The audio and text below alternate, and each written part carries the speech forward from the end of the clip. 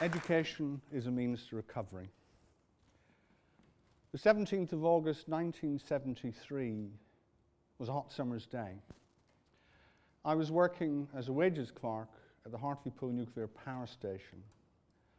That particular day, I was collected for work by my parents' friend Tony Moran, who was actually the safety officer at the nuclear power station.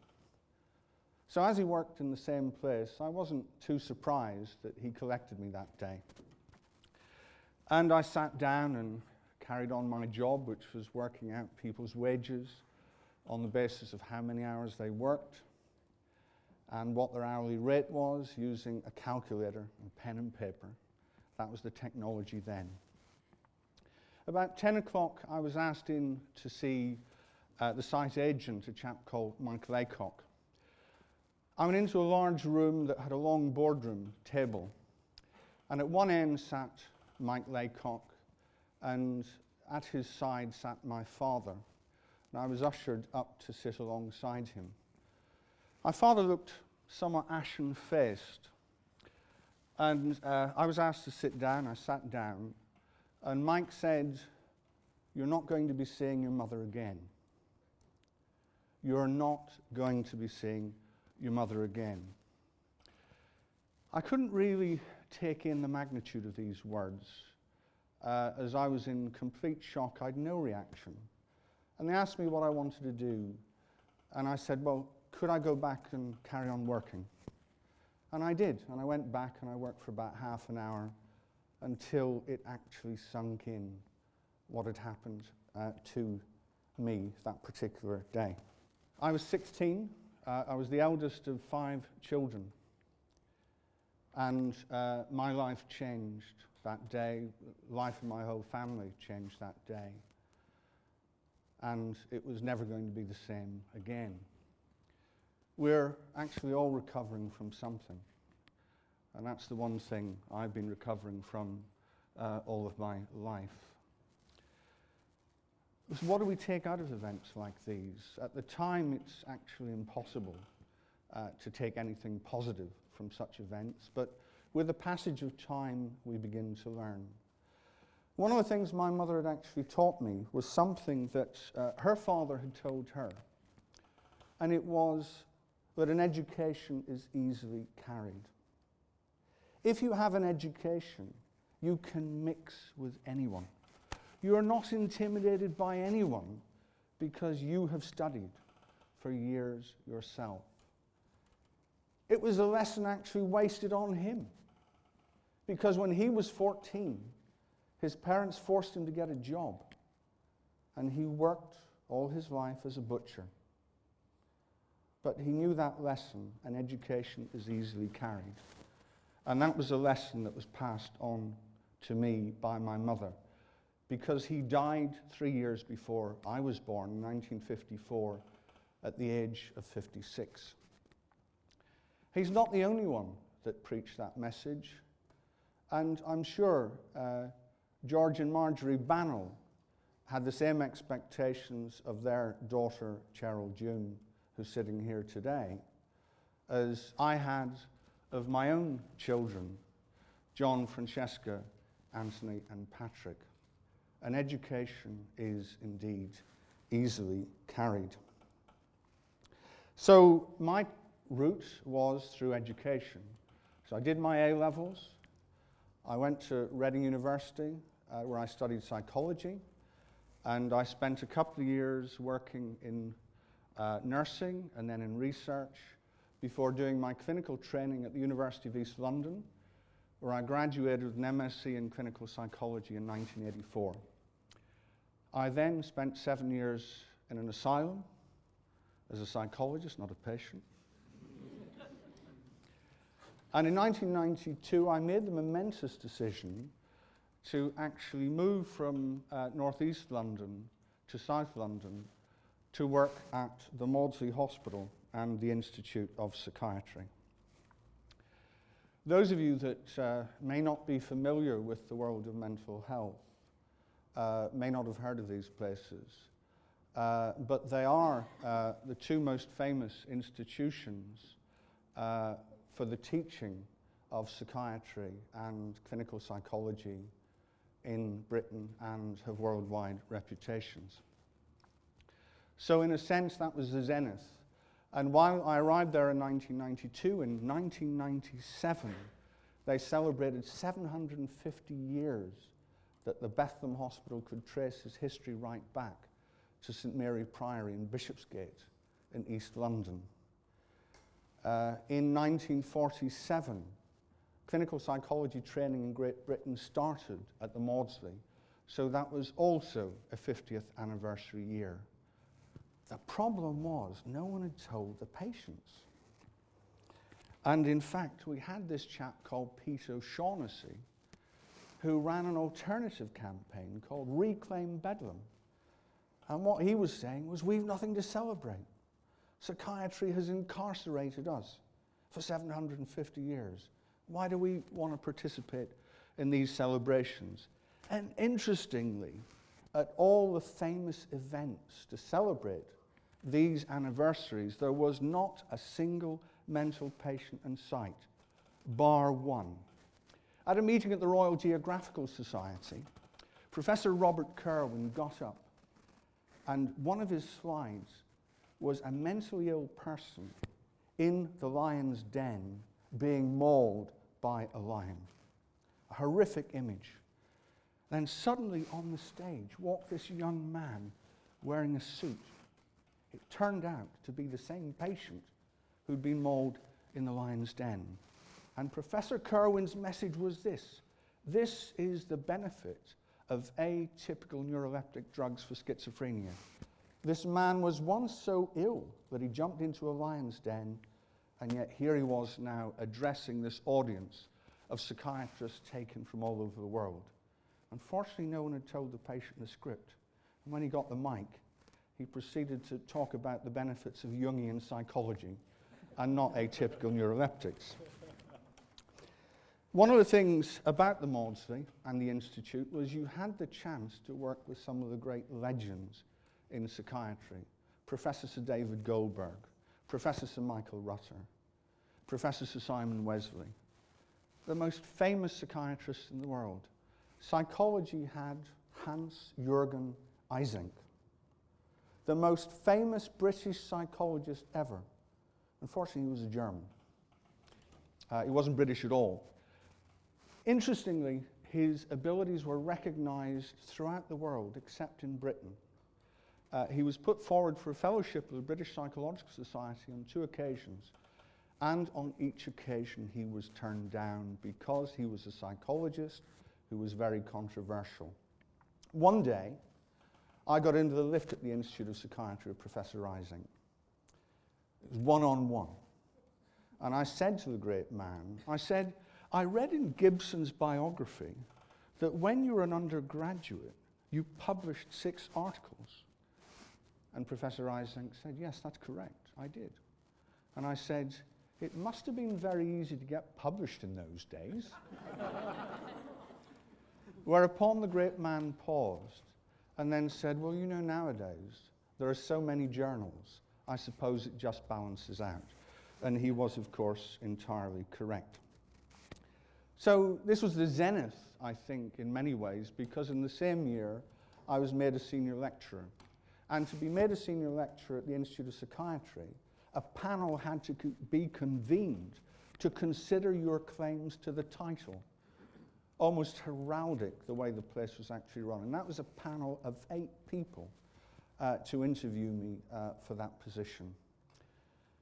But in 2006, because of the research assessment exercise in 2008, I had not published enough prestigious papers that I was asked to transfer my contract to a trust contract and to work full-time in the NHS instead of part-time at the Institute and also at the NHS. So that was a terrible blow to my ego, to be asked to actually leave and become a consultant clinical psychologist in the NHS, having been a senior lecturer at the Institute of Psychiatry. So, like a lot of us, when we get a setback, we throw ourselves into something else, whether that be athletic activity or whatever. For me, it was actually to get myself engaged in something called mental health recovery. So when Peter O'Shaughnessy was talking about Reclaim Bedlam in 1997, I didn't really think about the significance of that message. But when I started working with people who had mental health problems in partnership, then suddenly things changed. The actor Matt Ward did a number of performances that I assisted him with, and he did two different things. One, he told his story, and you can actually look him up on YouTube and see him telling his story in the Dean Lecture Theatre here at the University of Bolton. And he interspersed his story with bits from Shakespeare. And being a talented actor, he was able to get the message across incredibly well. He also did a play called St. Nicholas, and this was a 1.5-hour monologue. And after he'd finished the play, I would jump up on stage, clipboard in hand, and ask him a few questions. And of course, you know, you get everyone to do one of these evaluations afterwards. How did you find it? Blah, blah, blah, blah. And someone said, I think Dr. Carson thinks he's the next Jeremy Kyle. Which rather took the wind out of my sails. Michelle McNary was someone who had a history of serious mental health problems. Indeed, at one stage, she spent 6 months continuously in hospital. Now, most of you will know it's virtually impossible to get admitted to a mental hospital these days. So to actually be able to spend 6 months shows how ill she was at the time. But she persisted and did a HND in film studies and a master's degree in film studies. And we persuaded the South London and Maudsley Hospital to give her $21,000 to make a film about recovery, which featured 4 other people with mental illness. I just reassure you, no mental health professionals were harmed in the making of that film. It's a wonderful film. You can also see that film on YouTube. Now, I also had a bit of help. And this is my cousin, Conor McGurk, who was a successful businessman. And I called him up one night because we were having recovery Oscars ceremony for some of the people that used our services, and we needed some people to donate prizes. And I rang him up and I said, Conor, would you donate £50? And we can call the prize after your mum, donated by your mum. And he said, Jerome, I'll give you £5,000. Now, it's a Friday night. Yeah, he probably had a few drinks. So I rang back the next day and I said, oh, Conor, you know, we're having a conversation yesterday. Wondered, do you remember the topic about the prize? He said, yeah, I'm giving you £5,000. He was as good as his word. He gave us £5,000. Every patient in that service, that recovery service, got a copy of Julie Liebrich's wonderful book, A Gift of Stories, which comprises 20 accounts of recovery from people who have mental health problems. We were able to help a number of people with their projects as well, out of the money that he actually gave us. So a wonderful gift. Tragically, a couple of years after that, he actually died at the age of 51, but his memory lives on. We produced 3 books. All of these books were co-edited with people who had mental health problems themselves. Just to pick one, Psychosis, Stories of Recovery and Hope features 14 accounts written by people who all experienced psychosis, one of the most frightening of mental health conditions that people actually can get. So after working there for another 5 years and working all the hours that God sends, I'm afraid I got burned out. And I took early retirement from the NHS at the age of 54 after 32 years service. And I sat at home for a year and I wondered what on earth was I going to do, because I began to get bored. And then miraculously, I managed to, one of my slides is missing there, is it? It isn't, it's the right slide. I managed to get a job as Professor of Psychology at the University of Bolton. And after one of my first lectures, one of my students came up to me and said to me, why have you come to Bolton? And I said, well, because they offered me a professorship. I'd go to Scotland if they offered me a professorship. I was delighted to be at Bolton. And one of the things I found was a similarity between the work I'd been doing with people who had mental health problems in recovery and some of the students I actually worked with. You've already heard today from Mark Durkin, who needs no further introduction from me. What you may not know about Mark Durkin, in terms of educational qualifications, he's got 1 O-level. 1 O-level. Not many universities will take you and give you a degree if you've got 1 O-level. So he did the Access course, got through that. He enrolled in the psychology degree course. He got a first-class honours degree. He went straight from that to do his master's, and he got a distinction. And he's hoping to move on from that to actually now start and study for a PhD. He's already published 5 peer-reviewed papers. This from a man with a single O-level. This lady who's in the audience as well today, Caitlin Jenkins, destined for great things, went to the University of Oxford, unfortunately had a breakdown and had to leave her studies. For 10 years she was in the wilderness until she came back to study psychology, and she came to the University of Bolton to study psychology. She graduated in 2015 with an average mark of 88, the highest ever mark in the 43-year history of the psychology department at Bolton. A remarkable achievement, a remarkable recovery. And the third person, some of you have already met, failed her A-levels, first time, had to sit them again, went to India, did her undergraduate degree and her master's degree in India, and then took a chance to come to the University of Bolton to study for a PhD. She has already lectured internationally, has won several awards, and also has several peer-reviewed publications. Recovery is possible. We're all recovering from something, and education is easily carried. But one of the things about a university is it's not just comprised of the students and the academics.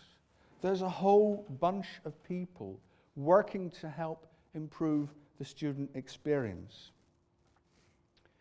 And some of you in the audience will know this lady on the left, George Williams. And George Williams worked in the Athena coffee bar. And she was an incredibly friendly person. And all of us knew her, and all of us loved her. She'd been complaining about some pain at work for a while, hadn't been to see the doctor. And eventually, when she got to see the doctor, she was told she'd cancer. And went into a hospice. Now, this is where technology enters again, because as she was in a hospice and she had a rapidly progressing illness, it was difficult for us all to visit. And one morning when I was sitting at my desk at 6:30 in the morning, I thought, technology, I'll send her a text message.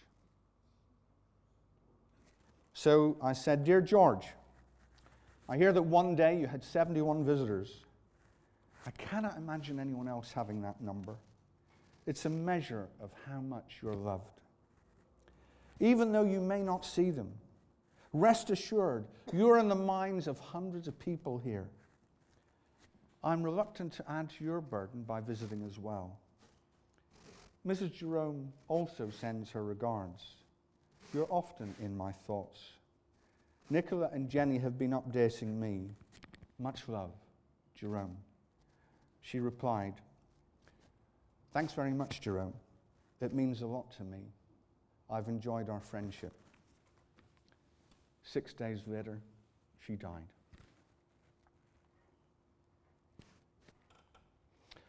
So I want you to leave you with 3 messages. The first message from my grandfather: an education is easily carried. And some people have urged you today to think as students what the future holds. If you have a good education, you can mix with anyone. Second, all of us, no matter what our backgrounds, are recovering from something in life. And in that recovery, education can be a means to recovery. Ladies and gentlemen, thank you very much.